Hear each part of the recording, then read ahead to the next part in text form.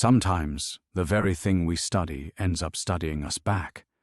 Deep in Michigan's Huron National Forest, where December winds howl through towering pines like the voices of forgotten spirits, Dr. Maggie Chen thought she'd found the perfect sanctuary to finish her research. Her father's old cabin had always been her refuge, a place where the brilliant wildlife biologist could escape the crushing guilt of losing her research partner to that grizzly in Alaska. She'd come here to write, to heal, to make sense of predator behavior that had consumed her life's work. But when her trail cameras started picking up movement in the treeline, something massive, bipedal, moving with calculated precision, Maggie realized she wasn't alone. The footage showed a creature that defied classification, part wolf, part something else entirely, circling her cabin with the methodical patience of an apex predator. Then came the sound of electronic locks clicking shut, trapping her inside while her cell service mysteriously vanished. What had her father really been doing in these woods all those years? And why did this creature seem to know exactly who she was? Before we jump back in, tell us where you're tuning in from, and if this story touches you, make sure you're subscribed, because tomorrow I've saved something extra special for you. The cursor on Maggie's laptop screen blinked mockingly at her from across the cabin's main room, marking the spot where her dissertation had stalled 3 hours ago. The words, "Apex Predator Behavioral Patterns in Post-Trauma Environments" glared back at her, a title that felt increasingly ironic given her current circumstances. She pressed her face against the frosted window, breath fogging the glass as she peered into the swirling darkness. The December storm had intensified since sunset, transforming the familiar forest into an alien landscape of dancing shadows and wind-bent pines. Her father's cabin, once a haven of warm wood and childhood memories, now felt like a snow globe someone had shaken too hard. 3 months. That's how long she'd been on sabbatical from the University of Minnesota, hiding behind academic leave while her colleagues whispered about her episode in Alaska.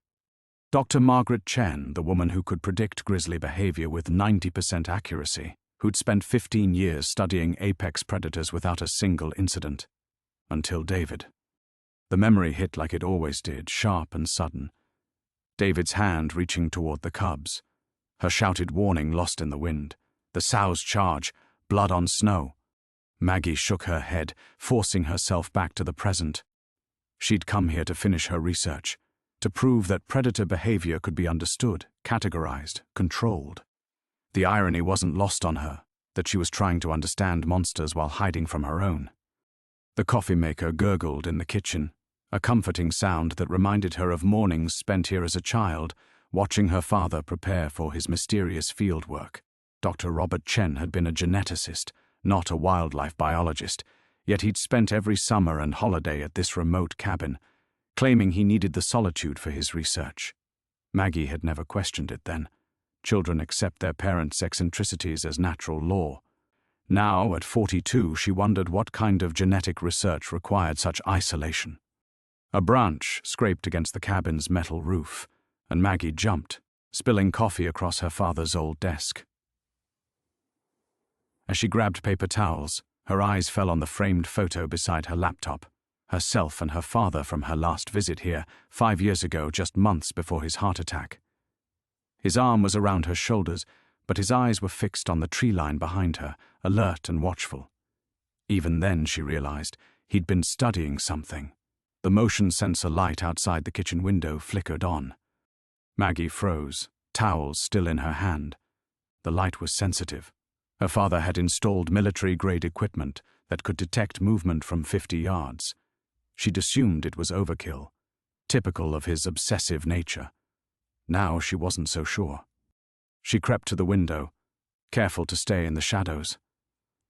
The light illuminated a circle of pristine snow, unmarked except for the delicate tracks of a fox that had passed through earlier. Nothing else. But the light stayed on, its motion sensor locked onto something beyond her field of vision. Her trail cameras. She'd set up 4 of them around the property's perimeter, partly for her research and partly from paranoia that had followed her from Alaska. Everything was connected to her laptop through a wireless network her father had somehow managed to establish in the middle of nowhere, another mystery she'd inherited along with the cabin. Back at her laptop, Maggie pulled up the camera feeds. Cameras 1 and 2 showed only snow and shadows. Camera 3, positioned at the property's northwestern corner, was offline, probably another victim of the storm. But camera 4, the one facing the old logging trail, showed something that made her blood freeze. Tracks. Massive, elongated prints that looked almost human but wrong in a way that made her scientific mind rebel. They circled the cabin in a perfect spiral, growing closer with each revolution. The timestamp showed they'd been made over the past 2 hours, while she'd been lost in her writing and memories. Maggie enhanced the image, using techniques she'd learned from years of analyzing predator sign. The tracks were bipedal but showed claw marks. The stride length suggested something tall, 7 feet, maybe 8, but it was the pattern that disturbed her most. This wasn't random wandering or hunting behavior. This was reconnaissance, professional, methodical, intelligent. She switched to live feed and immediately wished she hadn't. At the edge of the camera's infrared range, 2 eyes reflected back at her, yellow-green and definitely not human. As she watched, transfixed, the creature stepped into fuller view. It stood upright like a man but moved with the fluid grace of something born to hunt. Its body was covered in coarse, dark fur, and its head was distinctly canine but larger than any wolf she'd ever studied. Most disturbing of all was its posture, alert, patient, calculating. It looked directly into the camera, as if it knew she was watching. Then it smiled. Not the lip-pulling grimace of an animal baring its teeth, but a deliberate, almost human expression of amusement. It raised one massive, clawed hand in what could only be interpreted as a greeting. That's when Maggie heard the electronic locks engage, sealing every door and window with a series of decisive clicks. The ordinary world. The electronic locks clicked again, a sound that should have been reassuring, her father's high-tech security system functioning as designed. Instead, each metallic snap felt like a nail being driven into a coffin. Maggie's finger hovered over the manual override switch beside the main door, the same switch her father had shown her during that last visit, explaining it with the casual tone he'd used to describe any household appliance. "Just in case the system gets confused," he'd said, not meeting her eyes. "Sometimes the sensors can be overly cautious." She'd laughed then, teasing him about his paranoia. Her father, the brilliant geneticist who'd spent his career in sterile laboratories, playing survivalist in the Michigan wilderness. It had seemed endearing, if eccentric. Now, staring at the creature on her screen, she wondered if Robert Chen had known exactly what his sensors might detect. The thing hadn't moved. It remained perfectly still in the camera's infrared glow, those intelligent eyes fixed on the lens with an intensity that made Maggie's skin crawl. She forced herself to look away, to think like the scientist she'd trained to be, rather than the frightened woman she was becoming. Her phone showed no bars, typical for the area, especially during storms. But her father's satellite communication system should still be functional. She'd tested it when she'd arrived 3 days ago, sending a quick message to her sister Lisa in Seattle to confirm she'd reached the cabin safely. The exchange had been brief, professional, the way most of their communications had been since Alaska. "Made it safely. Signal spotty, but we'll check in when I can." M. "Good. Mom's worried. Call when you finish the chapter." L. "Will do. Give my love to the kids. They miss their Aunt Maggie. We all do." That last message had stung because it carried the weight of everything unsaid. Lisa missed the version of Maggie who used to visit for holidays, who'd take her nephew and niece on nature walks and tell them stories about wolves and bears and the delicate balance of forest ecosystems. The version who hadn't watched her research partner die because she'd failed to read the warning signs in time. The satellite terminal beeped softly as it connected. Maggie's fingers hesitated over the keyboard. What could she possibly say? That she was trapped by something that shouldn't exist? That her father's cabin was equipped with locks sophisticated enough to respond to external threats? That she was starting to suspect her family had been keeping secrets that made her own academic disgrace seem trivial? Instead, she typed, "Storm intensifying. May lose communication. Don't worry if you don't hear from me for a few days. The reply came faster than she'd expected. Maggie, it's 2 a.m. here. Are you okay? Of course, Lisa was still awake. Her sister had always been a night owl, especially since her divorce last year. Probably grading papers or preparing lessons for her 4th grade class. The kind of normal, meaningful work that helped real people, instead of contributing to academic journals that 3 people would read. Can't sleep. Writing helps. The Alaska chapter? Maggie stared at the question. Lisa was the only person who knew what the dissertation was really about. Not just predator behavior, but Maggie's attempt to understand how she'd misread the grizzly's intentions so catastrophically. How someone with her experience could have missed the signs that might have saved David's life. Different chapter. Family history. Dad's work? You know he never talked about the specifics. Finding some of his old files. Interesting stuff. That was an understatement. Over the past 3 days, she'd discovered file cabinets full of her father's research that bore no resemblance to the genetic studies he'd published. Documents marked with government agency letterheads she didn't recognize. References to behavioral modification protocols and hybrid specimen containment. None of it made sense, but all of it suggested her father's work had been far more complex and classified than she'd ever imagined. Be careful, Maggie. You know how you get when you're researching. Her sister's gentle warning hit closer to home than Lisa probably realized. Maggie did get obsessive, had always been the type to disappear into her work for days at a time. It was what made her good at her job, when she still had one. But it was also what made her dangerous to herself, especially when she was already fragile. The creature on the screen shifted slightly, and Maggie's attention snapped back to the present. It had tilted its head, the gesture disturbingly human despite its lupine features. As she watched, it lifted its muzzle toward the sky, and she could swear she heard something through the cabin's thick walls, a sound too low and controlled to be a howl, too complex to be anything but communication. "I'll be careful," she typed quickly. "Love you. Love you too. Come home soon, okay? The real world misses you." The connection terminated, leaving Maggie alone with the storm's howling and the knowledge that the real world felt very far away indeed. Outside, something that shouldn't exist was studying her with the patience of a predator that had all the time in the world. And she was beginning to suspect it knew exactly who she was. The sound came again, that low, modulated call that seemed to vibrate through the cabin's foundation. Maggie pressed her ear to the window, trying to distinguish it from the wind's howl. It was rhythmic, almost musical, like whale song translated into something terrestrial and wrong. She pulled up the audio interface on her laptop. Her father's surveillance system was more sophisticated than she'd realized. Not just visual feeds, but directional microphones that could isolate and amplify specific frequencies. As she adjusted the settings, the creature's vocalizations became clearer. Complex tonal patterns that rose and fell with unmistakable intention.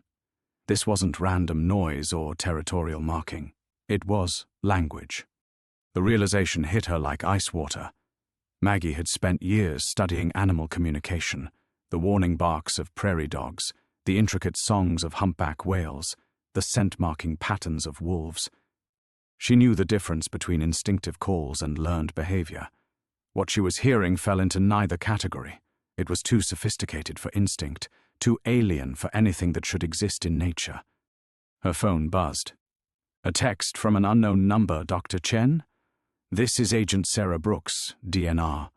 We've been monitoring unusual activity in your area. Are you safe?" Maggie stared at the screen. The Department of Natural Resources didn't typically conduct midnight welfare checks, and they certainly didn't have her personal number. She'd been careful about her location when she'd requested the sabbatical, telling only family where she'd gone. She typed back, "How did you get this number?" "Your father's emergency contact list. We need you to confirm your status immediately." The lie was clumsy. Her father had been dead for 5 years, and she never updated his emergency contacts with anyone from the DNR. But more disturbing was the implication that someone had been watching. waiting for her to come here. Through the window, the creature had begun to move. Not the restless pacing of a confused animal, but deliberate steps that brought it closer to the cabin. Maggie switched between camera feeds, tracking its progress.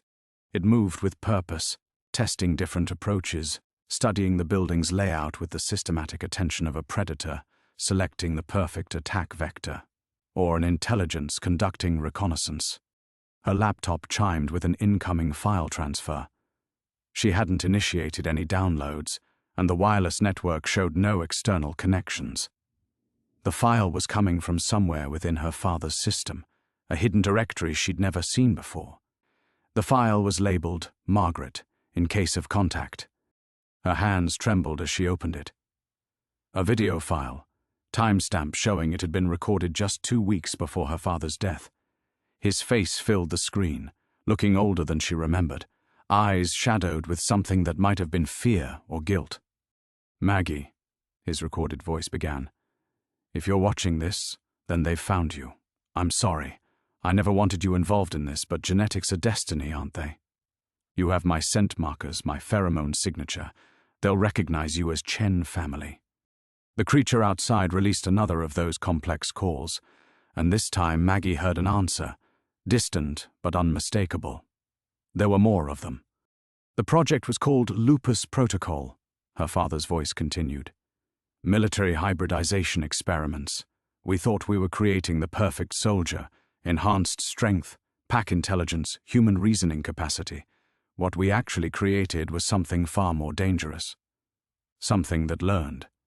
On screen, Robert Chen rubbed his temples, a gesture Maggie recognized from her childhood when he was working through impossible problems.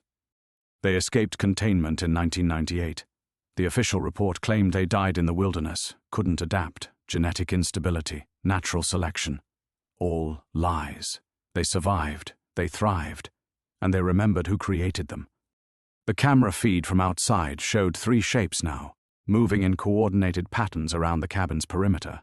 Hunting behavior, but sophisticated beyond anything in nature's playbook. They've been systematically tracking down everyone involved in the project. Most of the team is dead, staged as animal attacks, accidents, natural causes. I thought I had time, thought I could protect you by keeping you away. But they're patient, Maggie. Patient and smart and very, very angry.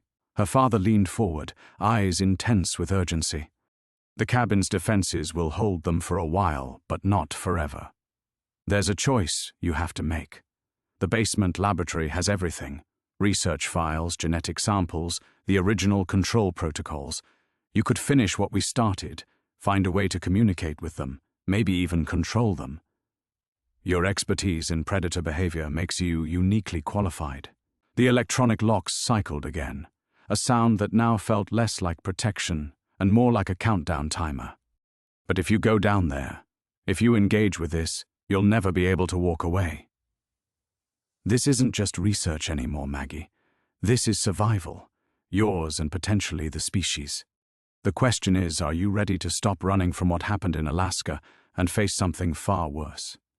The video ended, leaving her alone with the sound of intelligent predators circling her sanctuary and the knowledge that her father had left her one final, impossible choice. The video screen went black, but her father's words echoed in the silence. "Are you ready to stop running from what happened in Alaska and face something far worse?"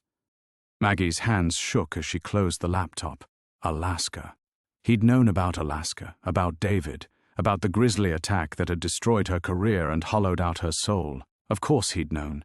She'd never told him the details, but Robert Chen had always been able to read people like genetic sequences, parsing truth from the smallest behavioral tells. She pressed her palms against her eyes, trying to shut out the memory that always came flooding back when her defenses were down. David's face, bright with excitement as he'd spotted the massive grizzly sow foraging near their research camp.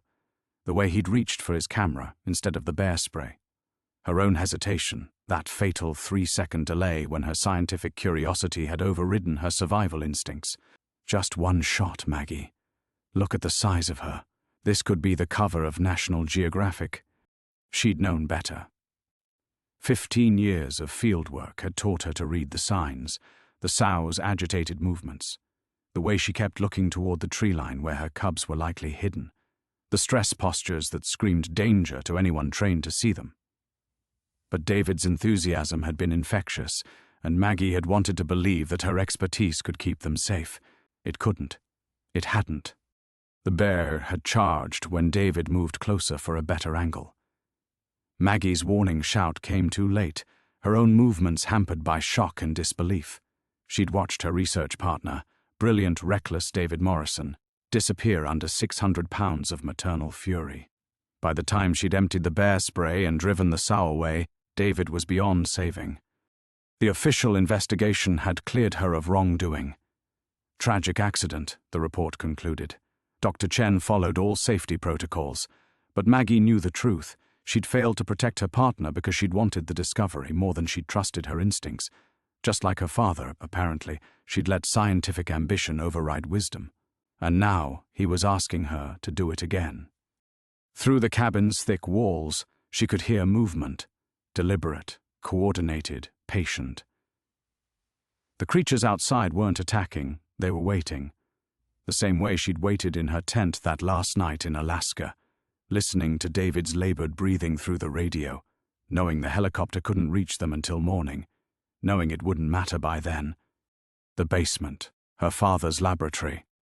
In all her childhood visits to the cabin, that had been the one room that remained locked, the one space Robert Chen never explained. Just storage, he'd always said when she asked. Old research materials.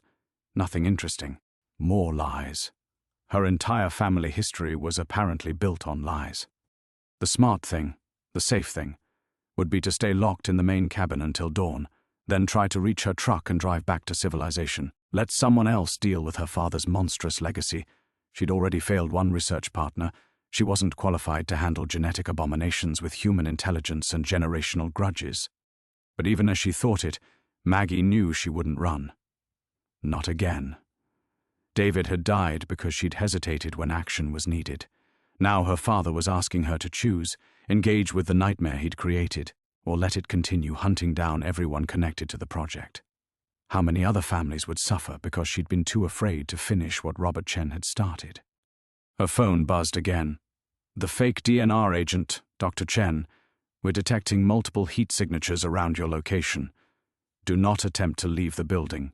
Backup is en route. More lies, but these felt different, urgent, almost desperate. Someone else knew about the creatures, was monitoring the situation. Government cleanup crews, maybe, or surviving project members trying to contain the damage. Either way, it confirmed what her father's video had implied. This wasn't just about her anymore. The creatures outside had gone quiet, but the motion sensors still showed them circling, watching, waiting for her to make a choice. Maggie stood and walked to the kitchen window, peering through the reinforced glass at the snow-covered yard. Somewhere out there were beings that shouldn't exist, products of her father's hubris and humanity's eternal need to improve on nature's design. They'd been hunting his colleagues for decades, patient and methodical and utterly alien despite their engineered genetics. Just like the grizzly sow, they were protecting their territory. Just like David, she was being offered a chance at discovery that could cost everything. The difference was, this time she could see the danger clearly. This time, she could choose to walk into it with full knowledge of the consequences. The basement door stood 20 feet away, solid oak reinforced with steel plating she'd never noticed before. Her father's final laboratory. His last impossible gift. Maggie reached for the handle, her father's words echoing in her mind. "Are you ready to stop running?" The handle turned easily under her palm, too easily for a door that had been locked her entire life. The mechanism disengaged with a soft electronic beep, and Maggie realized her father had programmed it to recognize her biometrics. Even in death, Robert Chen was still orchestrating her choices, still pulling strings she couldn't see. The stairs descended into darkness that seemed to swallow her flashlight beam. Each step felt like a small betrayal of everything she'd told herself about staying safe, staying rational, staying alive. But staying safe had cost David his life. Rational thinking had led to 3 years of academic exile and sleepless nights. Maybe it was time to try something different. Maybe it was time to stop being afraid of the monsters under the stairs. The basement opened into a space far larger than the cabin's footprint suggested. Her father had excavated deep into the hillside, creating a laboratory that belonged in a university research facility rather than a hunting cabin. Banks of servers hummed against the far wall, their LED indicators painting the darkness in soft blues and greens. Specimen containers lined metal shelving units, each one labeled with codes that meant nothing to her but suggested decades of careful documentation. And everywhere, watching her from dozens of frames mounted on the walls, were photographs of the creatures upstairs. Surveillance photos, these were research documentation. Close-ups of bone structure and muscle definition, behavioral studies showing pack dynamics and tool use, images that chronicled development from juvenile specimens hardly larger than normal wolves to the massive predators currently circling her sanctuary. Her father hadn't just created these beings, he'd been monitoring them for years, tracking their evolution from failed experiments to apex predators. A central workstation dominated the room's center, multiple monitors arranged around a chair that still bore the impression of long hours and obsessive research. Maggie settled into her father's place and powered up the system, watching as decades of classified work unfurled across the screens. Project Lupus had begun as a military contract in 1994, enhanced soldiers with pack coordination and enhanced sensory capabilities. The early files read like science fiction, genetic splicing between human and wolf DNA, behavioral conditioning protocols, intelligence enhancement through controlled breeding programs.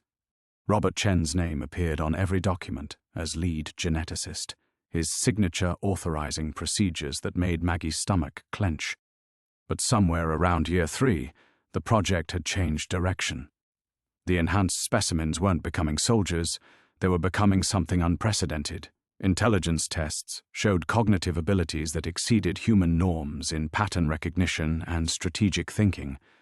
Social dynamics revealed cultural transmission, learned behaviors passed between generations, modified and improved over time. They weren't just smart, they were getting smarter. The escape had been inevitable. How do you contain something that can think 3 moves ahead, communicate in frequencies your equipment can't monitor, and coordinate group behavior across miles of wilderness? The official termination of Project Lupus had been cover for a catastrophic failure, 12 hybrid specimens disappearing into the Michigan wilderness, taking with them genetic advantages that made them perfect predators and human intelligence that made them capable of revenge. 25 years of systematic hunting. Every researcher, every military liaison, every administrative contact, tracked down with methodical patience and eliminated with clinical precision. The attacks were always staged to look natural. Animal maulings, hiking accidents, vehicle crashes during storms. But the pattern was clear once you knew what to look for. They'd been saving Robert Chen for last, the lead geneticist, the architect of their creation and abandonment. But Robert Chen had died of cancer before they could reach him, leaving them with an incomplete revenge and genetic imperatives that demanded closure.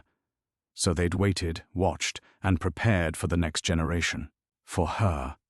A soft chime from the security system drew her attention back to the present. On the monitors, she could see all 3 creatures now positioned at different points around the cabin, north, south, and east. The western approach remained clear, but that was where the cliff dropped toward the lake.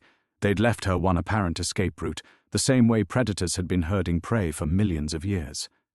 But these predators knew she wouldn't run. They understood human psychology well enough to realize that curiosity and guilt would draw her exactly where she'd gone, down into her father's laboratory, surrounded by the evidence of his crimes and her inherited responsibility. Her phone showed 17 missed calls from the fake DNR number, and a new text message. Dr. Chen, exit through the basement emergency tunnel. Coordinates 46.773 degree, 87.42, 6 degree. Extraction team en route. Someone wanted her to run. Someone was monitoring her location closely enough to know she'd gone downstairs, but the coordinates led northwest, deeper into the wilderness, rather than toward civilization. Maggie looked around the laboratory one final time, at the photographs documenting her father's creations, at the genetic data that could unlock secrets about intelligence and evolution, at the control protocols that might represent humanity's last chance to manage what they'd unleashed. Above her, something heavy scraped against the cabin's roof. David's voice echoed in her memory. "This could change everything, Maggie." This time, she wouldn't hesitate. Maggie's finger hovered over the keyboard as the scraping above intensified, becoming a rhythmic scratching that spoke of claws testing for weaknesses in the roof structure. The sound triggered a cascade of files on her father's computer, motion-activated protocols he'd programmed to respond to the creature's presence. Data streams began flowing across multiple monitors, displaying real-time biometric readings from sensors she hadn't known existed. Heart rates, elevated but controlled. Body temperature, several degrees higher than baseline wolf physiology. Electromagnetic signatures, anomalous patterns suggesting neural activity far beyond normal mammalian parameters. They weren't just circling randomly anymore. They were communicating. A new window opened, displaying what looked like audio analysis software. Waveforms spiked and dipped in complex patterns as the creature's vocalizations were filtered through her father's translation algorithms. The results appeared in a text box that made her blood freeze. Chen sent confirmed. Offspring present. Initiate final protocol. "Jesus Christ," Maggie whispered, her breath fogging in the suddenly cold air. They weren't just intelligent. They had developed their own language complex enough to require computer assistance for translation. Her father had been eavesdropping on their communications for years, learning their intentions, their plans, their hatred. The emergency tunnel coordinates pulsed on her phone screen again, but now she understood why they led deeper into wilderness. Whoever was sending those messages wasn't trying to save her. They were herding her toward a predetermined location, just like the creatures above were herding her toward choices that felt like freedom, but were actually carefully constructed traps. A new voice cut through the creature's communications, transmitted through speakers she couldn't locate. Human, but filtered through electronic distortion that made it impossible to identify age or gender. "Dr. Chen, this is Agent Blackwood, DoD Special Activities Division. Your father's security protocols have activated our monitoring systems. You need to access his contingency files immediately. Look for Directory Omega-7. Maggie's hands moved across the keyboard without conscious direction, muscle memory from thousands of research sessions guiding her through the file structure. Directory Omega-7 contained a single video file labeled Final Message, Emergency Access Only. Her father's face appeared on screen again, but this recording was different. Older, more haggard, filmed in this very laboratory with the creature photographs visible in the background. The timestamp showed it had been made just 3 days before his death. "Maggie, if you're hearing Agent Blackwood's voice, then the end game has begun. The lupus specimens have survived far longer than anyone predicted, and they've evolved beyond our worst-case scenarios. They're not just hunting project members anymore. They're actively preventing the military from containing them." Behind her, a new sound echoed through the basement, metal against metal, as if something was testing the electronic locks on the tunnel entrance. The creatures had found the emergency exit. There are 47 confirmed lupus descendants now, organized into 7 distinct packs across 3 states. They've been selectively breeding for enhanced intelligence and coordination. The military's containment attempts have failed because they're thinking of this as a wildlife management problem. It's not. It's a war. The audio analysis software showed new communications patterns. Rapid, urgent exchanges that suggested the creatures were coordinating a complex operation. Temperature sensors indicated they had somehow accessed the building's ventilation system. The cabin wasn't a fortress anymore. It was a trap closing around her. Agent Blackwood represents a joint task force that's been tracking the specimens since 1998. They have assets in position, but they need someone with your expertise to make contact. The creatures won't trust military personnel, but they might communicate with someone who shares their creator's genetics. Maggie's phone buzzed with a new message from Blackwood, basement compromised. They're coming through the vents. You have approximately 4 minutes before they reach your position. Initiating emergency extraction. On the monitors, she could see movement in the main cabin above, shadows flowing through rooms with liquid grace, testing doorways and checking corners with tactical precision.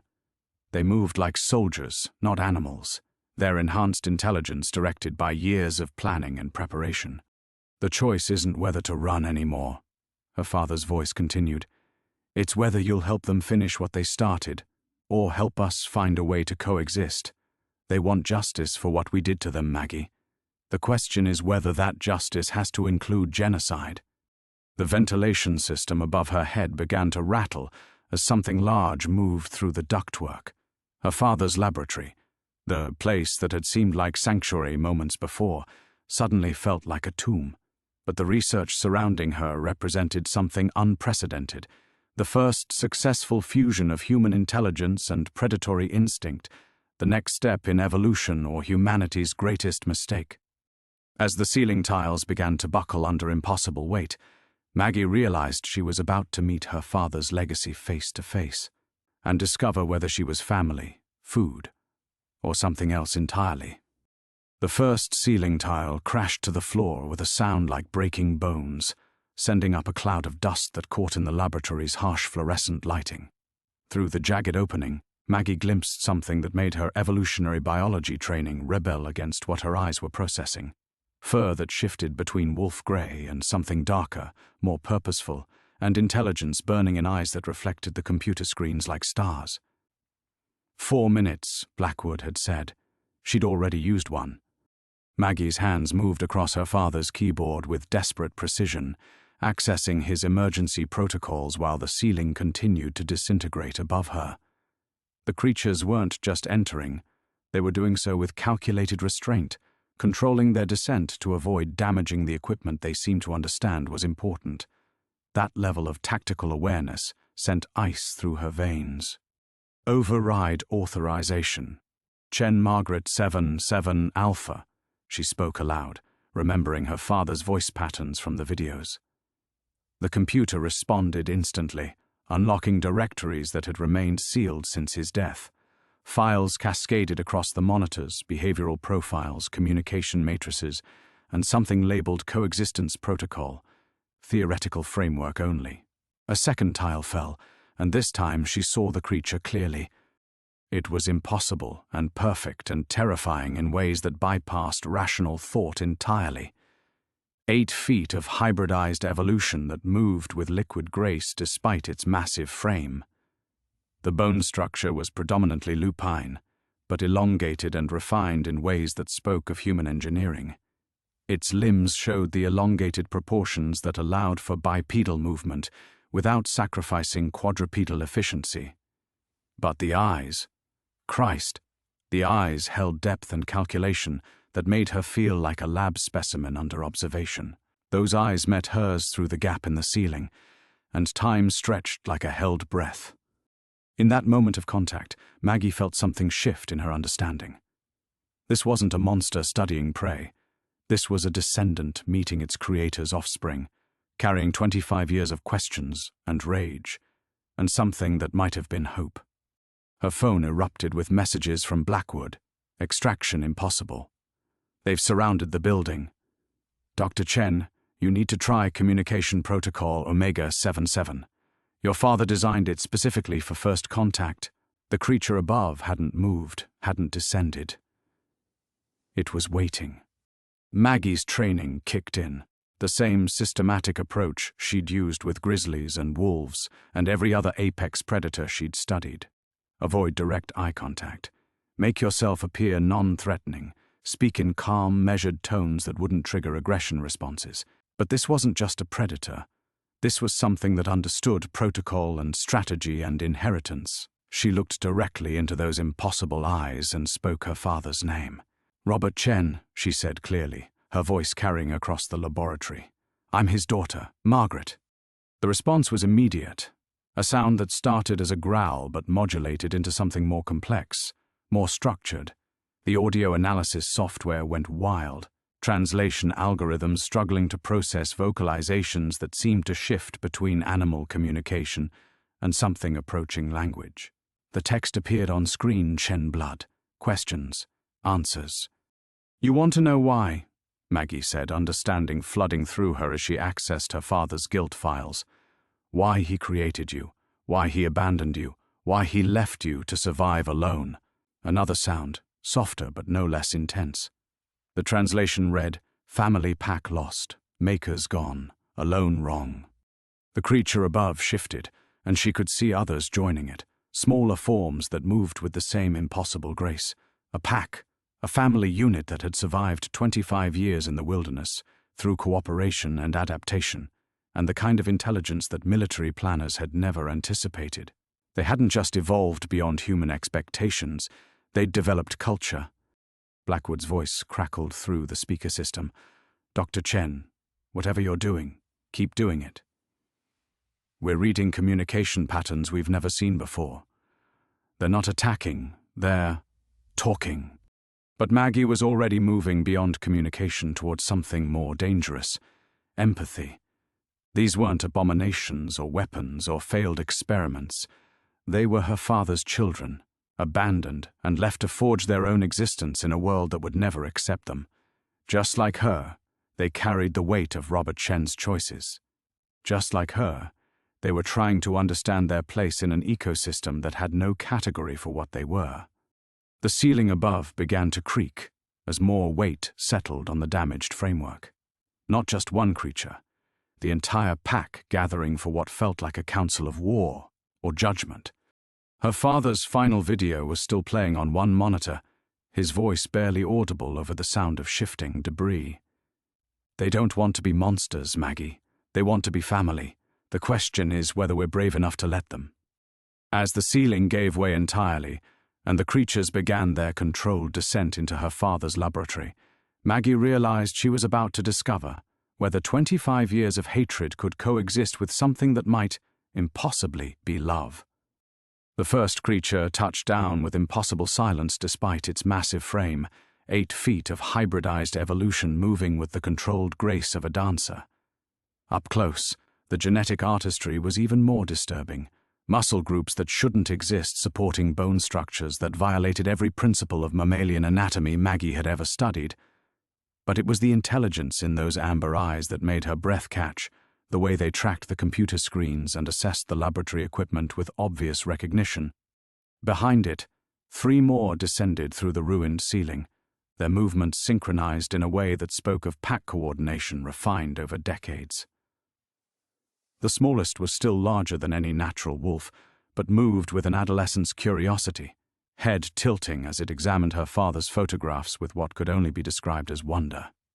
The alpha, there was no question which one led, approached the main console where Maggie stood frozen.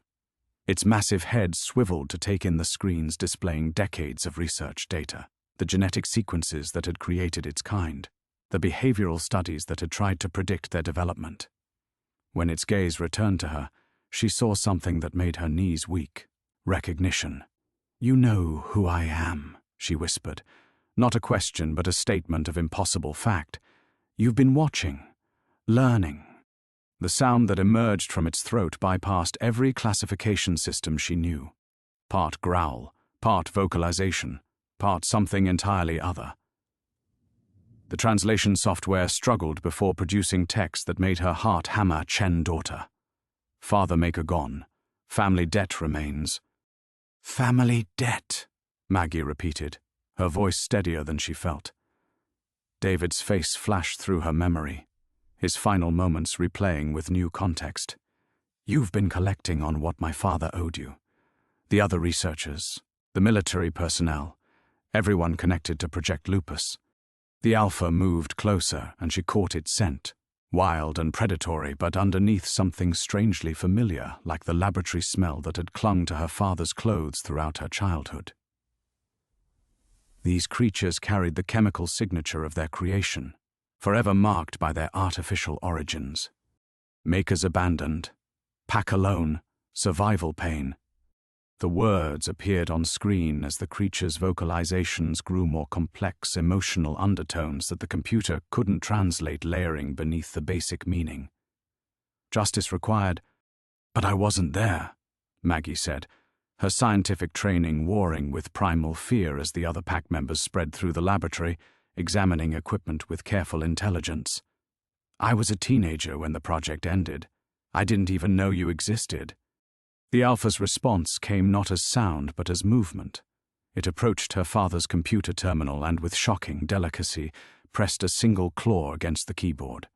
Files cascaded across the screen, security footage from the original laboratory, dated months before Project Lupus's termination.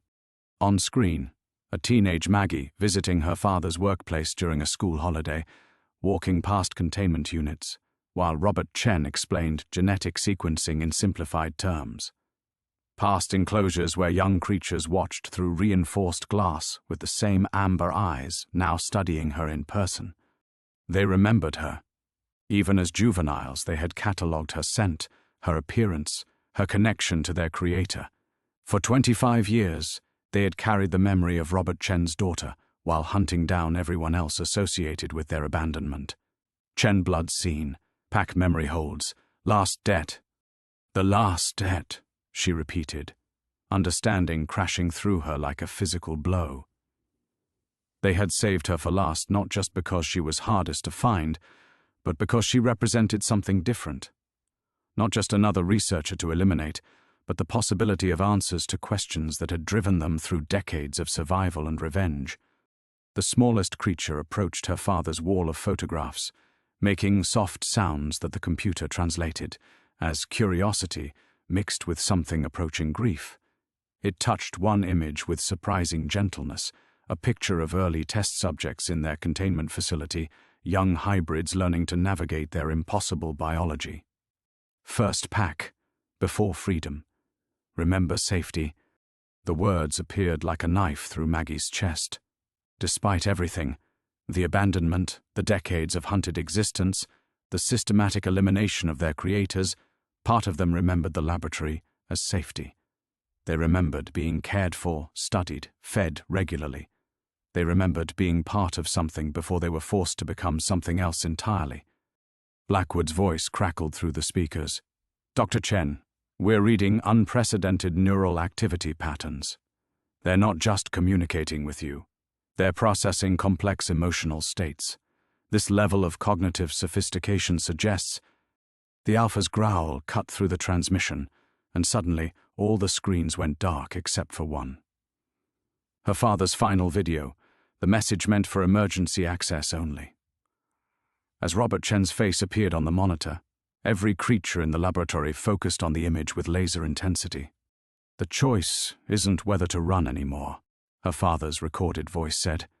It's whether you'll help them finish what they started, or help us find a way to coexist. The Alpha turned those impossible amber eyes back to Maggie, and she realized that 25 years of systematic revenge had led to this moment. Not justice for past crimes, but a decision about the future, whether two impossible species could share a world that had no place for either of them. The choice hung in the air like smoke from a funeral pyre, and Maggie felt the weight of 25 years of accumulated grief pressing down on her shoulders. She reached toward the computer terminal, her fingers trembling as she accessed the coexistence protocol her father had never implemented. He designed a framework, she said, her voice barely above a whisper. A way for your pack to integrate gradually, to find territory where you wouldn't have to hide anymore. Sanctuary zones, protected status, recognition as a new subspecies with rights. The Alpha's roar cut through her words like a physical blow, the sound reverberating off the laboratory walls with such force that equipment rattled on the tables. The other pack members joined in, a chorus of rage that made the ceiling fixtures sway. The translation software flickered and died, overwhelmed by emotional content it couldn't pass. But Maggie didn't need technology to understand. She could see it in their eyes, in the way their massive forms tensed with decades of suppressed fury. The hope she'd glimpsed moments before was burning away, replaced by something far more dangerous. They had tried coexistence. For years after the abandonment, they had attempted to find their place in the world without violence. The files scattered around the laboratory told that story. Reports of livestock deaths that were actually them hunting to feed their pack, mysterious sightings that were just attempts to explore territory, even instances where they had actively avoided human contact to prevent discovery. The world had responded with hunting parties and military containment protocols and a systematic attempt to erase them from existence. Her father's plan was 25 years too late, and they knew it. "You're right," Maggie said, her voice breaking as the full scope of the tragedy hit her. "It's all theoretical. Pretty words on paper while you've been fighting for survival every single day." The smallest creature, barely more than an adolescent, approached the computer displaying her father's coexistence framework. For a moment, Maggie thought it might show the same curiosity it had demonstrated with the photographs. Instead, it raised one massive paw and brought it down on the keyboard with devastating precision. Sparks flew as decades of research died in cascading system failures. Screen after screen went black as the creature systematically destroyed every trace of Robert Chen's guilt-driven attempt at redemption. The others joined in, their controlled demolition speaking to intelligence that had learned to target the things that mattered most. They weren't just destroying equipment. They were erasing her father's legacy, ensuring that his work could never again create something like them, beautiful, impossible, and condemned to exist in a world that would never accept them. Blackwood's voice cut through the destruction, static-laden and urgent. "Building is compromised. We're reading structural damage. Dr. Chen, you need to evacuate immediately." The transmission died as one of the creatures ripped the communication array from the wall. In the sudden silence, Maggie realized they had never intended to let her leave. The coexistence protocol, the careful communication, the glimpses of shared grief, all of it had been leading to this moment of understanding before the final debt was collected. She was the last link to Robert Chen's world, and when she died, Project Lupus would finally be buried completely. The Alpha approached her slowly, its amber eyes reflecting the dying light of the laboratory's failing systems. There was no hatred in its gaze now, only a terrible sadness that spoke to the weight of survival and the price of justice. It had spent 25 years becoming something that could hunt its creators, and now it would complete that transformation by eliminating the last trace of the family that had made it. "I understand," Maggie whispered, thinking of David's final moments and all the other researchers who had faced this same judgment. "You can't let it continue. Can't let anyone else suffer what you've suffered." But as the Alpha raised its massive head, preparing to deliver the killing strike that would end a quarter-century of revenge, the building shuddered around them. Emergency lights bathed everything in hellish red as support beams groaned under impossible stress. The systematic destruction of the laboratory had triggered something larger, a cascade failure that was bringing down the entire cabin structure above them. Through the ruined ceiling, Maggie caught a glimpse of the main floor collapsing, her father's desk and chairs and all the normal human artifacts of her childhood crushing down toward them. The laboratory that had seemed like sanctuary was becoming a tomb, and the creature's perfect plan was unraveling into chaos that would claim them all. The Alpha's eyes met hers one final time, and in them she saw something that shattered her heart completely. Regret. Not for the years of hunting or the systematic elimination of their creators, but for this ending that would destroy the only beings who truly understood what they were. As tons of debris began their deadly descent, Maggie realized that coexistence had always been impossible, not because of hatred or fear, but because the world itself was too small for the magnitude of what her father had created and abandoned. Time fractured into crystalline moments as the ceiling collapsed, and in that suspended instant between destruction and impact, Maggie's perception shifted with the clarity that comes only at the edge of death. She saw the Alpha's massive form coiling to leap, not away from the falling debris but toward her, its powerful limbs driving it forward in a trajectory that would place its body between her and the crushing weight of her childhood home. The creature that had spent 25 years hunting her family was trying to save her. The impact thundered through the laboratory as steel beams and wooden joists crashed down around them, but the alpha's body formed a living shelter above her, its impossible anatomy absorbing forces that should have pulverized them both. In the darkness beneath its protective bulk, Maggie felt the creature's heartbeat, rapid, alien, but unmistakably real. This wasn't the calculated strike of a predator. This was sacrifice. Why? She gasped, her voice muffled against the creature's shoulder. The answer came not as vocalization but as scent, the complex chemical communication that pack animals used to convey what words could never capture. Beneath the wild musk and predatory markers, she detected something that made her breath catch, the scent of kinship, a family recognized despite everything that should have made it impossible. As the settling debris groaned around them, Maggie understood the truth that had been hidden beneath 25 years of revenge. The creatures hadn't been hunting the Chen family to eliminate them. They had been searching for the only humans who might understand what it meant to carry Robert Chen's legacy, the weight of creation and abandonment, of being forever marked by choices they hadn't made. The alpha shifted above her, creating space to breathe, and she saw the other pack members emerging from the wreckage with only minor injuries. Their coordinated movement spoke to survival instincts honed by decades of adapting to impossible circumstances, but it was their eyes that revealed the deeper truth. They weren't looking at her with predatory assessment anymore. They were looking at her the way lost children might regard a long-absent relative, with hope tempered by the fear of another rejection. "You never wanted to kill me," Maggie whispered, the revelation reshaping everything she thought she understood. "You wanted me to choose you." The smallest creature approached through the debris field, moving with careful deliberation as it placed something at her feet.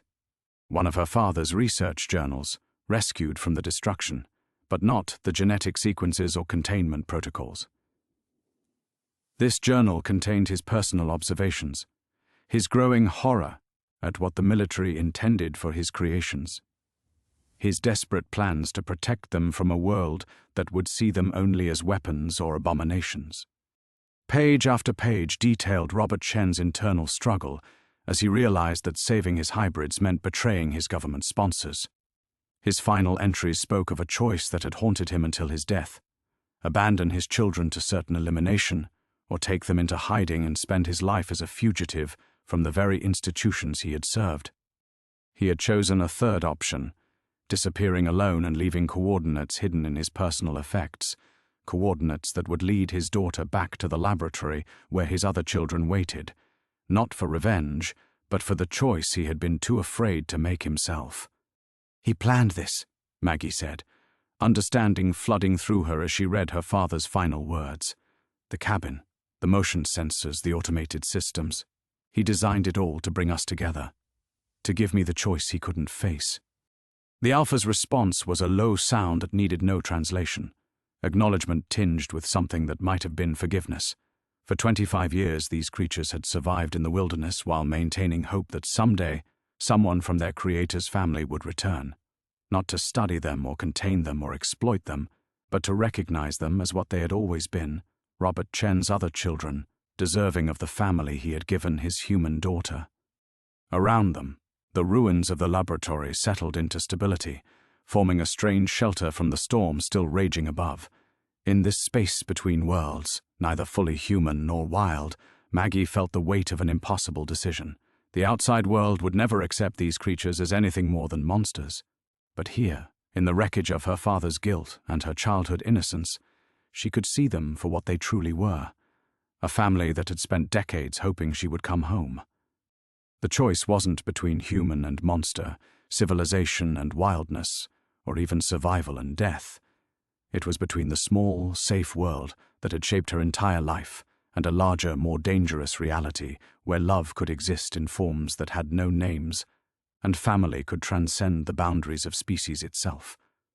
As she reached out to touch the alpha's massive paw, feeling the warmth of blood that carried her father's genetic legacy mixed with something entirely new, Maggie realized that coexistence had always been possible. The question was whether she was brave enough to choose it. The warmth of the alpha's paw beneath her palm sent an electric jolt through Maggie's entire being, and in that moment of contact, she felt something shift inside her.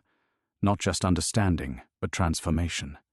The fear that had driven her for days dissolved, replaced by a clarity that felt like waking from a decades-long dream. These weren't monsters waiting to judge her. They were survivors just as she was. "I choose you," she whispered, her voice carrying across the ruined laboratory with surprising strength. "I choose all of you." The response was immediate and overwhelming.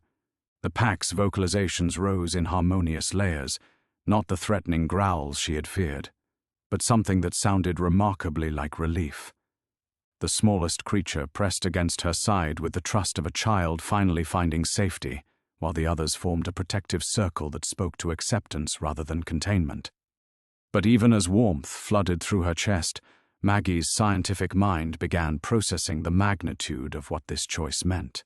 Above them, Blackwood's tactical team was undoubtedly regrouping, preparing for another assault on what they believed was a hostage situation. The military wouldn't simply abandon their pursuit of creatures they had spent decades trying to eliminate.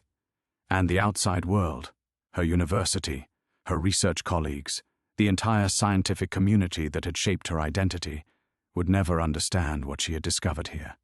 "We can't stay," she said, looking around at the debris-filled laboratory that had briefly felt like sanctuary. "They'll come back with more equipment, more soldiers. This place isn't safe anymore."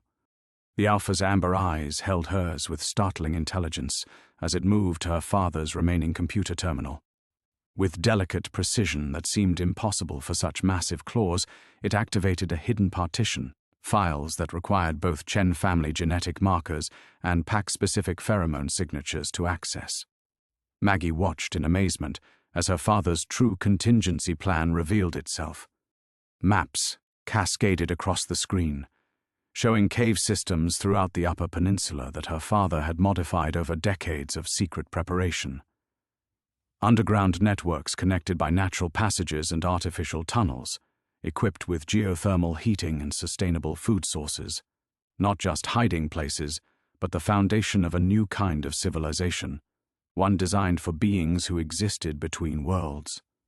"He built you a homeland," Maggie breathed, studying the intricate layouts that represented years of covert construction. Somewhere you could live without hiding, without hunting. But more than infrastructure, the files contained something that made her heart race with possibility: communication protocols. Her father had developed translation matrices that could bridge the gap between human technology and pack vocalizations, creating the potential for true dialogue rather than basic concept exchange. With refinement, these systems could allow the creatures to interact with select human allies, researchers who could be trusted, government officials who might be persuaded to see beyond their fears. "We don't have to choose between your world and mine," Maggie said, her voice growing stronger as the plan crystallized in her mind. "We can build something new, something that includes both." The pack exchanged complex vocalizations that spoke to rapid consultation, weighing risks against hope with the careful deliberation of survivors who had learned that trust was the most dangerous luxury. Finally, the Alpha approached the terminal again, accessing communication arrays that her father had hidden throughout the region, a network that could bypass military monitoring and reach specific individuals Robert Chen had identified as potential allies. Names appeared on screen that made Maggie's pulse quicken. Dr. Elena Vasquez, a geneticist whose work on endangered species conservation had earned global recognition. Senator Patricia Morland, who had spent years fighting for expanded wildlife protection legislation.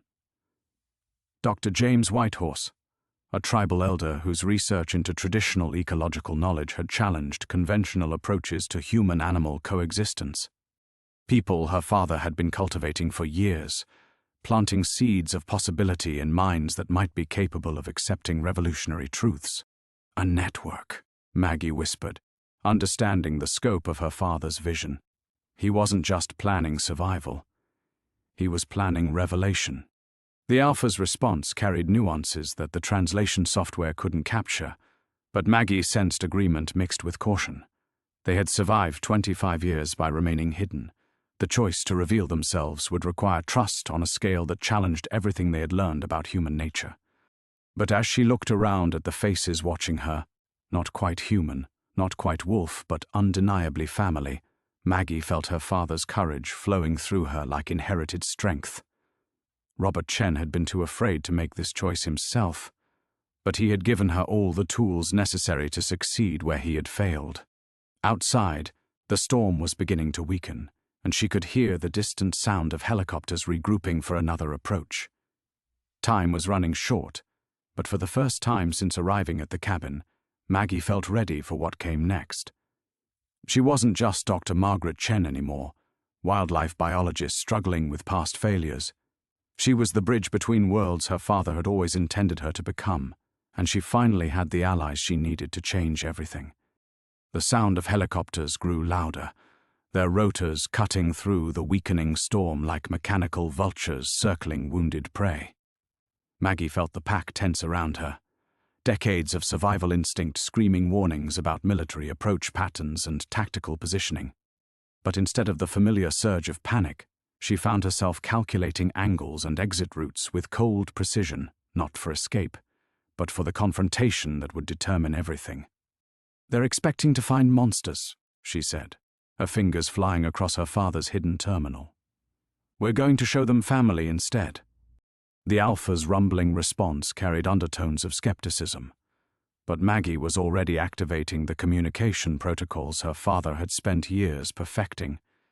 If Robert Chen had been too afraid to reveal his children to the world, she would finish what he started, not with academic papers or controlled laboratory demonstrations, but with truth delivered directly to the people who mattered most.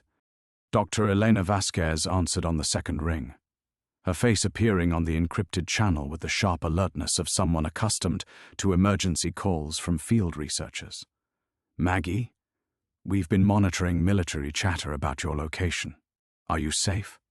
"Elena, I need you to listen very carefully," Maggie said, as the smallest creature moved into the camera's field of view.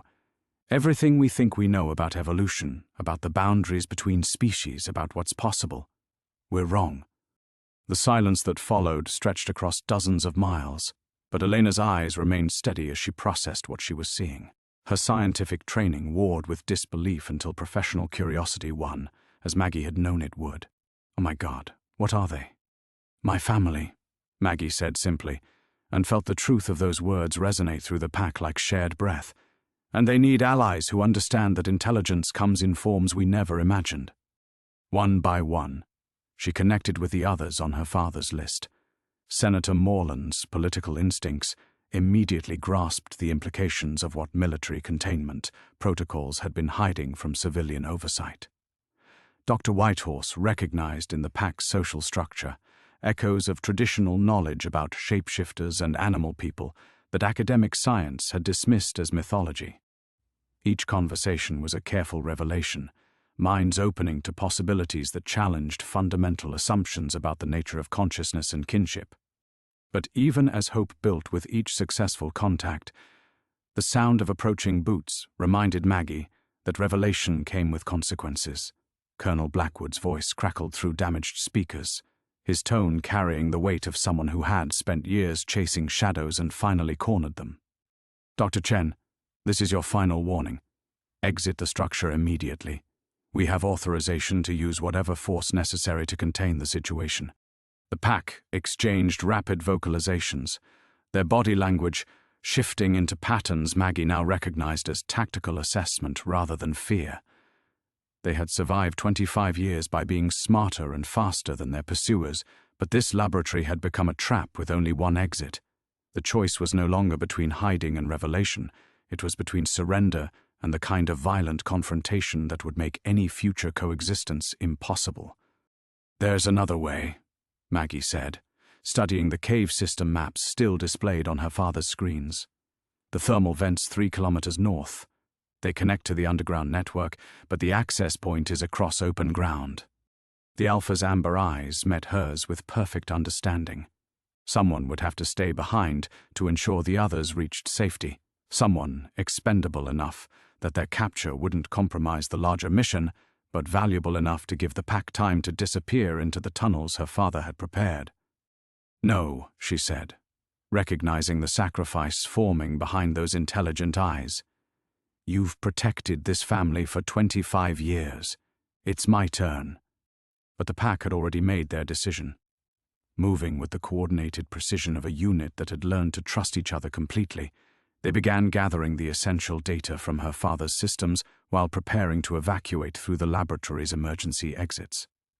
This wasn't abandonment, it was strategic withdrawal, with Maggie as the key to ensuring that their story survived even if they didn't. The adolescent approached her one final time, pressing something warm and soft into her hands, a simple leather pouch, worn smooth by decades of handling, containing what felt like small bones or carved tokens. Pack memories, she realized. Physical markers of their history, their losses, their hopes for the future. They were trusting her not just with their lives, but with the story of everything they had endured and overcome. "I won't let you be forgotten," she whispered, as the sound of breaching charges echoed from the floors above. "The world will know what you really are." The Alpha's final vocalization carried nuances that needed no translation. Gratitude, hope, and the kind of love that transcended species boundaries. Then they were gone, flowing through hidden passages with the fluid grace of beings perfectly adapted to existing between worlds.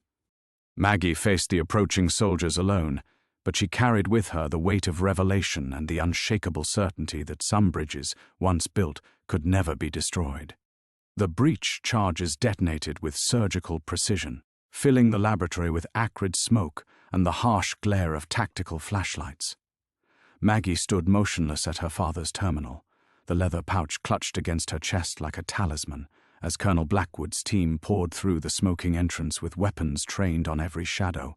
Their movements spoke to years of hunting these creatures, but now they found only one small woman surrounded by decades of hidden truth. "Dr. Chen, step away from the equipment," Blackwood commanded, his voice carrying the exhausted authority of someone who had spent too many years chasing ghosts that had finally materialized. "Where are the hostiles?" "There were never any hostiles," Maggie replied, her fingers still moving across the keyboard behind her back. Every second she could buy would give the pack more distance, more safety, more chance to reach the sanctuary her father had built for them. Only a family trying to survive what we created. The soldiers spread through the ruins with professional efficiency, but Maggie could see confusion in their body language as they found no sign of the massive creatures their thermal imaging had tracked to this location. Emergency protocols had prepared them for violent confrontation with apex predators, not archaeological discovery of a secret research facility that officially didn't exist. "Sir," one of the tactical officers reported, studying readings that made no sense according to his briefing materials, "the thermal signatures just disappeared. No blood trail, no defensive positions, nothing." Behind her, Maggie felt the final data transfer complete. 25 years of pack observations, territorial maps, behavioral studies, and most importantly, her father's complete communication protocols. All of it now distributed across an encrypted network to allies who would ensure the truth survived whatever happened next. The cursor blinked on a single line of text, upload complete. Message sent to 47 recipients. "They're not monsters, Colonel," she said, finally turning to face him. "They're refugees from our fears, and they've been waiting decades for someone to recognize their right to exist." Blackwood's weathered face showed no emotion, but something in his eyes suggested this conversation was inevitable, the collision between duty and discovery that had been building since Robert Chen first disappeared with his classified research. "Dr. Chen, you're suffering from Stockholm Syndrome. These creatures are classified as extreme threats to national security." "Classified by whom?" Maggie stepped forward, her father's courage flowing through her like inherited fire. "The same people who funded genetic experiments on unwilling subjects, who created hybrid children and then decided they were too dangerous to acknowledge." The accusation hung in the air like smoke from the breaching charges, and she saw several of the younger soldiers exchange uncertain glances. These weren't career Black Ops specialists. They were military personnel who had been told they were containing an animal attack, not covering up decades of illegal research on sentient beings. "Show them the files, Colonel," Maggie continued, gesturing toward her father's terminal. "Show them what Robert Chen really discovered. Show them the intelligence tests, the communication attempts, the years of data proving these creatures have language, culture, family structures. Show them what we've been hunting."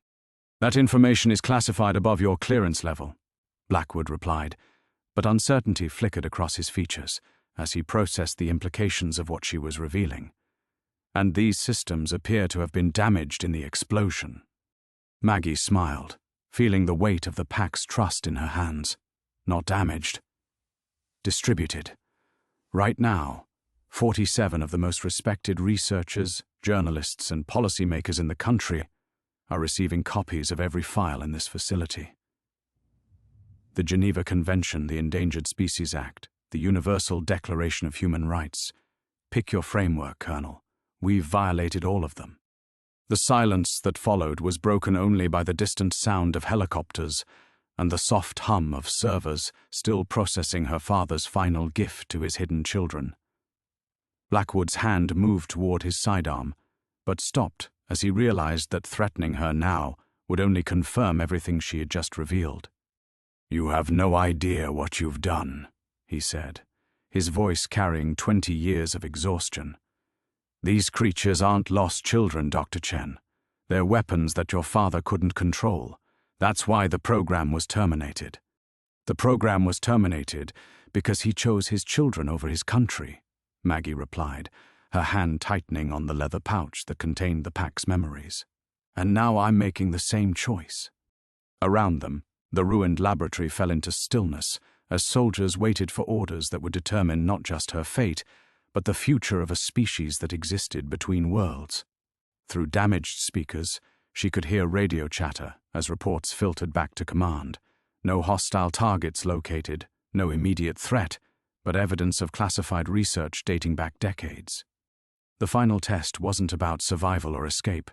It was about whether truth could survive contact with the institutions that had spent 25 years trying to bury it. Everything her father had built, everything the pack had endured, everything she had learned about the boundaries between human and monster, all of it balanced on what happened in the next few minutes. Maggie faced the soldiers with steady eyes, carrying her family's story into an uncertain dawn. The standoff shattered when Blackwood's radio erupted with panicked voices, reporting movement in the woods, not retreating, but advancing. Through the laboratory's broken windows, thermal signatures blazed like fallen stars as the pack emerged from concealment with the coordinated precision of beings who had finally chosen revelation over survival. "They came back," Maggie whispered, her heart hammering against her ribs as she realized the creatures had made the same choice she had. Family over safety, truth over hiding. They're not running anymore. The Alpha's howl cut through the winter air like a blade. But this wasn't the hunting cry that had terrorized her during those first nights at the cabin. This was communication. Complex, layered, carrying meanings that her father's equipment translated into scrolling text across damaged monitors. "We stand with the bridge builder. We stand with Chen's daughter. We stand together." Blackwood's team spun toward the windows, weapons raised, but their tactical advantage evaporated as they faced an enemy that moved like liquid shadow between the trees. These weren't mindless beasts charging into gunfire. They were intelligence made manifest, using terrain and darkness with the skill of predators who had outmaneuvered military hunters for 25 years. "Colonel, we have multiple contacts approaching from all vectors," a tactical officer reported, his voice cracking with the strain of tracking targets that appeared and vanished like fever dreams. "They're not attacking. They're surrounding us." Through the smoke and chaos, Maggie felt the pack's presence like a physical force, not threatening, but implacable. They had spent decades learning human behavior, studying military protocols, understanding exactly how to make trained soldiers question everything they thought they knew about apex predators and intelligence. "Stand down," she called to Blackwood's team, moving slowly toward the shattered windows. "Let me talk to them. Let me show you what real communication looks like." "Dr. Chen, step back from that window," Blackwood commanded, but his authority was crumbling as reports flooded in from the perimeter teams. The creatures weren't just approaching the laboratory. They were demonstrating tactical coordination that suggested military-level training and communication networks that spanned miles of wilderness. Maggie reached the window and pressed her palm against the cold glass, feeling the pack's awareness focus on her like sunlight through a magnifying lens. When she spoke, it was in the hybrid language her father had developed, part human speech, part vocal patterns that resonated in frequencies designed to bridge the gap between species. The response came immediately, not just from the alpha, but from the entire pack, their voices weaving together in harmonies that made several soldiers lower their weapons in unconscious recognition of something that transcended animal behavior. Through the translation matrix, their meaning flowed across the laboratory's speakers with crystalline clarity. The daughter of Chen carries our memories. She speaks for those who have no voice. She builds bridges where others build walls. We name her pack sister, Truth-bearer, bridge between worlds that fear each other. Jesus Christ, one of the younger soldiers breathed, his rifle pointing uselessly at the floor as the implications crashed over him. They're talking. They're actually talking. But Blackwood's face had hardened into the expression of someone watching carefully constructed lies unravel in real time. "Parlor tricks," he said, though his voice lacked conviction. "Your father programmed those responses, trained them to mimic communication without understanding." The pack's response came not through speakers, but through action that demonstrated intelligence no training could produce. Moving with perfect synchronization, they began to emerge from the tree line, not in attack formation, but in the careful approach pattern of beings offering negotiation rather than violence. Each movement was calculated to show strength without threat, intelligence without aggression. Maggie felt tears streaming down her face as she recognized what they were doing. This was the greeting ritual her father had documented but never fully understood, the way the pack welcomed new family members into their social structure. They were claiming her publicly, acknowledging her as kin before witnesses who could never again deny their sentience. 25 years, she said, turning back to face Blackwood with fierce joy blazing in her eyes. 25 years you've been hunting them, and they could have killed every single one of your teams any time they wanted. But they didn't. Because they're not monsters. They're better than we are. The colonel's hand moved back toward his sidearm, desperation replacing authority as his worldview collapsed around him. You don't understand what you're dealing with. These things killed 6 researchers during the initial containment breach. They're predators.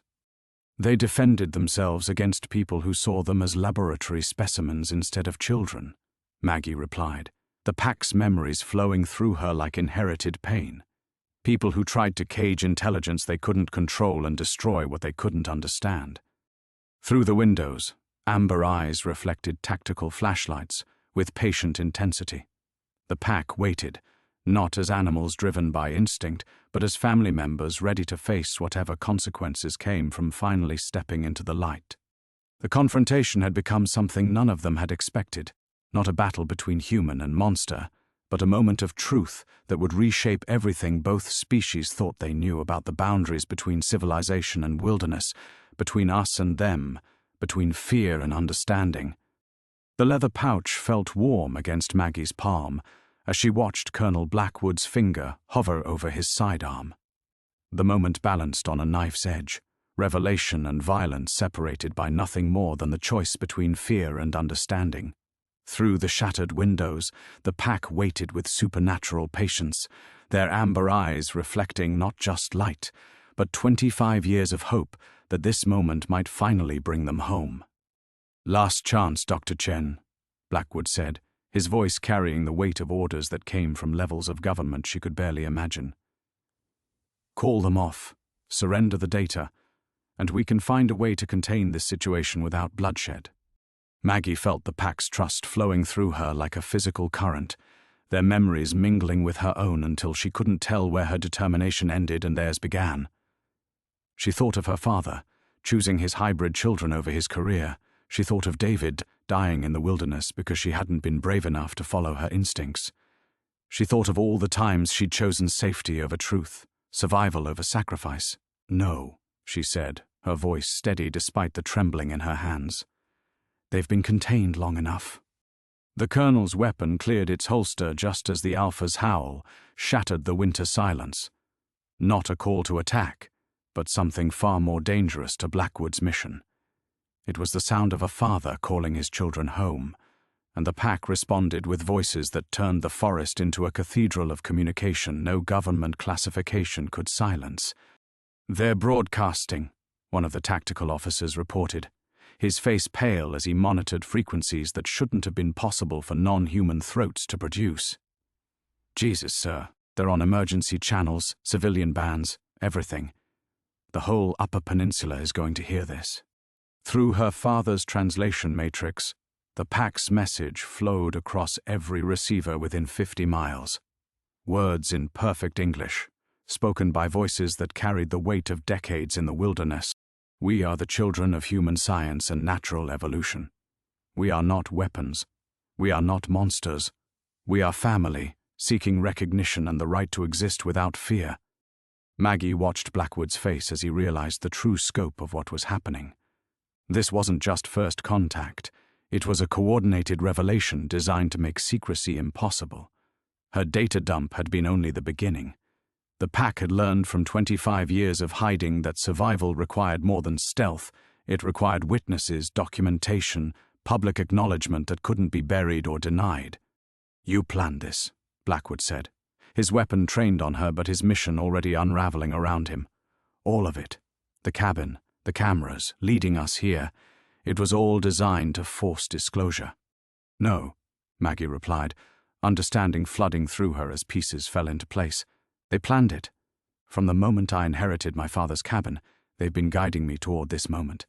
They needed someone who could bridge the gap between their world and ours, someone with the scientific credibility to make people listen." The weight of that realization hit her like a physical blow. She hadn't been studying them. They had been studying her, testing her, preparing her to become their voice in a world that had spent decades trying to pretend they didn't exist. Every encounter, every moment of terror and wonder had been carefully orchestrated to transform her from researcher into advocate, from observer into family. Through the laboratory speakers, emergency services across the region were responding to reports of impossible voices speaking from the wilderness, of creatures that moved like shadows but communicated with the clarity of diplomats. The secret Blackwood had spent his career protecting was bleeding into the world in real time, beyond any hope of containment. "Sir, we have media helicopters inbound," another officer reported.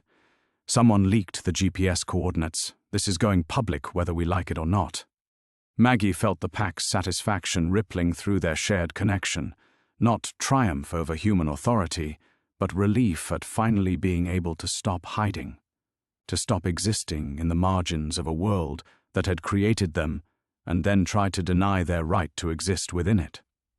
But victory carried a price she was only beginning to understand.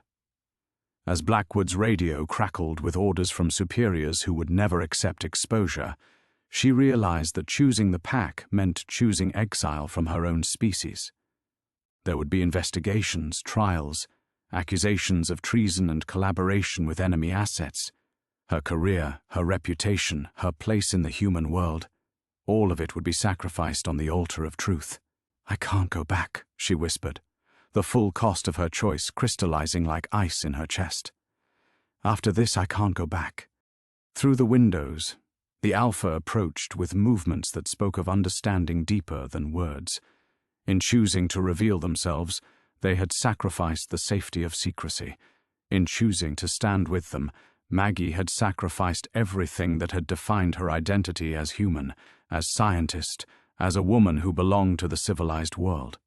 The leather pouch in her hand grew warm as distant sirens announced the arrival of a future neither species could predict. The laboratory fell into an eerie stillness as the distant sirens grew louder, carrying with them the weight of a world about to change forever. Maggie stood frozen at the window, watching as Colonel Blackwood slowly holstered his weapon, not in surrender, but in the grim recognition that the situation had moved beyond what bullets could resolve. "Command. This is Blackwood." He spoke into his radio, his voice carrying 20 years of military precision strained to its breaking point, requesting immediate extraction. The package is compromised, beyond recovery. Repeat, the package is compromised. The response crackled through static, angry voices demanding explanations. Superior officers who had spent decades maintaining plausible deniability about programs that officially didn't exist. Maggie listened to fragments of orders and counter-orders, each transmission revealing another layer of panic rippling through a bureaucracy that had never planned for this moment. Through the shattered windows, she could see the pack maintaining their formation, not threatening, but unmistakably present. They understood, perhaps better than the humans, that this moment would reshape the fundamental relationship between their species. There would be no going back to the comfortable fiction of monsters hiding in the woods. "Dr. Chen," Blackwood said, his voice unexpectedly quiet as he ended his radio conversation. "You have 5 minutes before this place becomes a media circus. 5 minutes to consider what you've done to both our species." Maggie turned from the window, surprised by something approaching respect in the colonel's eyes. "You think I've made a mistake? I think you've made a choice that will haunt you for the rest of your life," he replied, gesturing toward his tactical team as they began gathering equipment with the efficiency of soldiers executing a planned withdrawal. "The world isn't ready for this. Humans don't handle threats to their position at the top of the food chain with understanding and compassion. They handle them with fear and violence." Outside, the first news helicopter appeared as a distant speck against the grey winter sky, its approach marking the death of secrecy and the birth of something unprecedented in human history. Maggie felt the pack's awareness shift, their attention turning skyward as they prepared for exposure that would make them the most studied, most hunted, most feared beings on the planet. "They know the risks," she said, though uncertainty crept into her voice as she considered the implications. "They've been watching us for 25 years. They understand what humanity is capable of." "Do they?" Blackwood asked, pausing at the laboratory's entrance. "Do they understand what happens when governments around the world realize that apex predators with human-level intelligence have been living in their territories? Do they understand the arms race that's about to begin?" The leather pouch in Maggie's hand pulsed with warmth, as if responding to her growing anxiety.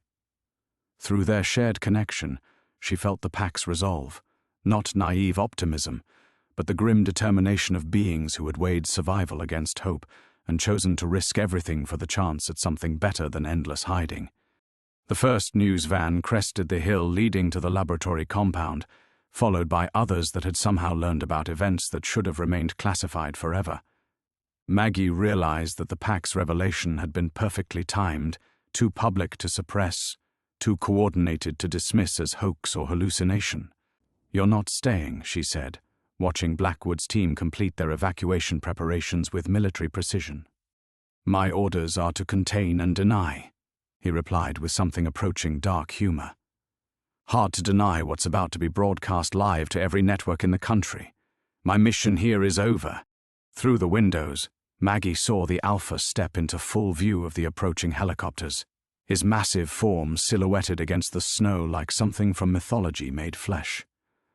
The creature's intelligence was unmistakable in the way he positioned himself, close enough to be filmed clearly, far enough to avoid being perceived as an immediate threat. She understood then that this had never been about her choice at all. The pack had simply been waiting for the right moment, the right circumstances, the right bridge between their world and humanity's. Her father had been the scientist who gave them language. She had become the advocate who gave them voice. As Blackwood's team disappeared into the forest, leaving her alone with equipment that still hummed with her father's research, Maggie pressed her palm against the cold window and felt the future rushing toward them all like an avalanche. The pack had stepped into the light, but neither species knew yet whether that light would illuminate understanding or simply make them better targets for each other's fears. The leather pouch grew warm against her skin as the first camera crews arrived, carrying the story of humanity's hidden children into a world that would never be the same. The return. 3 months later, Maggie stood in the Witness Protection Facility's sterile conference room, watching news footage of herself testifying before Congress on a television she could barely tolerate looking at anymore. The woman on screen bore her face but seemed like a stranger, someone who spoke with unwavering conviction about interspecies communication and the rights of hybrid beings, someone who had become the reluctant voice of a new era. "Dr. Chen, your transport is ready," Agent Martinez said from the doorway, his tone carefully neutral. The FBI had been professional throughout her protective custody, treating her more like a valuable asset than a potential traitor, but she could see the uncertainty in their eyes. No one knew quite what to do with someone who had bridged the gap between human and something beyond human classification. Maggie gathered the small collection of belongings that represented her new life, research files cleared by a dozen government agencies, personal effects that had survived the media firestorm, and the leather pouch that never left her side. The warmth that had once flowed from it constantly had diminished to occasional pulses, like a heartbeat across impossible distance. The drive through downtown Chicago revealed a world transformed by revelation. Protesters lined the streets with signs demanding everything from rights for all sentient beings to exterminate the abominations. News vans occupied every corner, their crews hoping to catch glimpses of the scientists, military officials, and politicians whose careers had been destroyed or elevated by what the media had dubbed the Michigan disclosure. "The university is providing security," Martinez said, following her gaze to a particularly aggressive cluster of demonstrators. "But Dr. Chen, I have to ask, are you sure about this? Witness protection can be extended indefinitely. You could disappear, start over somewhere safe." Safe. The word felt foreign after months of congressional hearings, death threats, and scientific conferences where she had become both pariah and prophet. Safety belonged to the person she had been before the pack claimed her as family, before she understood that some truths were worth destroying your life to protect. "I'm sure," she replied, though uncertainty gnawed at her. The pack had vanished completely after the disclosure, melting back into wilderness that now swarmed with military expeditions, research teams, and cryptozoologists from around the world. Satellite surveillance, thermal imaging, and acoustic monitoring covered thousands of square miles, but the creatures had become ghosts again, this time by choice rather than necessity. The University of Chicago's campus buzzed with an energy Maggie recognized from her graduate school days, but amplified by the presence of reporters, government observers, and security personnel who had become permanent fixtures since her appointment to the newly created Department of Interspecies Studies. Her colleagues greeted her with mixtures of awe, fear, and professional jealousy that made every interaction feel like walking through a minefield. "Maggie!" Dr. Sarah Way appeared in the hallway outside her new office, genuine warmth breaking through the institutional awkwardness. "God, it's good to see you. I mean, really see you, not just on television defending yourself against congressional idiots who think you committed treason by acknowledging that intelligence comes in more forms than they can imagine." The embrace felt like returning to humanity after months of existing in the liminal space between species. Sarah had been her closest friend before the disclosure, one of the few people who had stood by her when the scientific community split into factions over the implications of her testimony. "How are you really?" Sarah asked, studying Maggie's face with the concern of someone who understood that fame and notoriety were poor substitutes for the quiet satisfaction of research conducted away from the world's scrutiny. Maggie touched the leather pouch through her jacket, feeling for the connection that had once made her feel part of something larger than herself. "Different," she said finally. "Everything I thought I understood about my place in the world, it's gone. I'm not fully human anymore, but I'm not pack either. I exist somewhere between, and I'm not sure what that makes me." Her office overlooked Lake Michigan, where boats now carried researchers and thrill-seekers hoping to glimpse creatures that had become the subject of international treaties, military protocols, and ethical debates that raged across every platform of human discourse. The pack had achieved their goal of recognition, but at the cost of privacy that might never be recovered.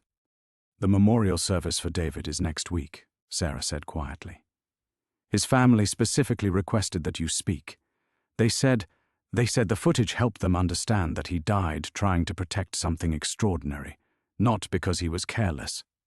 Maggie felt tears threaten for the first time in months. In all the chaos of disclosure and testimony, she had almost forgotten that her journey began with guilt over David's death, with her inability to save someone she cared about. The pack had given her absolution for that failure, but now she carried a different weight, responsibility for changes whose consequences no one could predict. The leather pouch pulsed once against her ribs, warm and reassuring. Somewhere in the wilderness, family remembered her. Somewhere beyond the surveillance and the searches, hybrid children who had learned to speak in her father's language were watching the world change and trusting that their bridge sister had chosen well. She was no longer the woman who had hidden in her father's cabin, but she was not lost either. She had become something new, a translator between worlds that were still learning to coexist, the new beginning. Maggie stood at the podium in the small chapel, looking out at David's family and the handful of colleagues who had gathered to remember a man whose death had accidentally catalyzed the most significant moment in human history. His parents sat in the front row, their faces bearing the complex mixture of grief and wonder that had become familiar to her, sorrow for loss, but also awe at being connected, however tragically, to something extraordinary. David believed the wilderness held secrets we hadn't discovered yet, she began, her voice steady despite the weight of everything that had changed since his death. He used to say that the moment we think we understand nature completely is the moment we stop being real scientists.